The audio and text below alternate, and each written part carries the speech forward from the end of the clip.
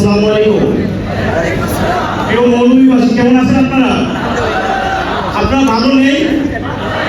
আপনার মন খারাপ? আপনারা ক্লান্ত হয়ে গেছেন?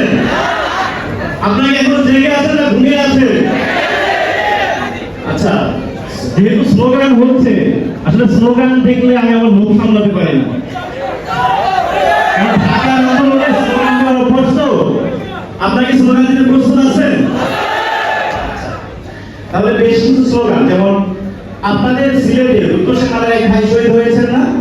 আচ্ছা, বেসিক স্লোগানগুলো আমরা জানি। রুদ্রসেন মুগ্ধ, শেষ হয়নি যুদ্ধ। তারপরে যদি বলা হয় আপোষ না যুদ্ধ, বলতে হবে যুদ্ধ। এরপর হচ্ছে যুদ্ধ যুদ্ধ যুদ্ধ চাই, যুদ্ধ করে বাঁচতে চাই। আমাদের শহীদরা আমাদের শক্তি, শহীদের স্মরণে ভয় করি না মরণে। লাল সবুজের পতাকায় শহীদদের দেখা যায়। পারবে স্লোগান দিতে?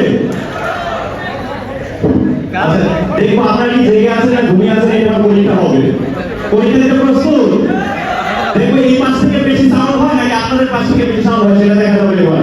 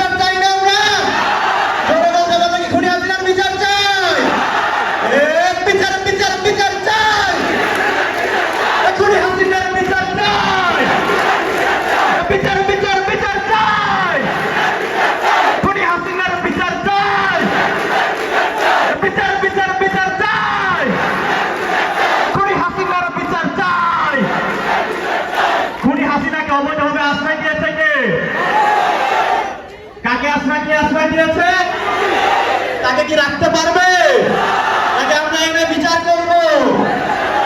জোরে জোরে বলতে হবে, দিল্লি না ঢাকা, দিল্লি না ঢাকা, দিল্লি না ঢাকা।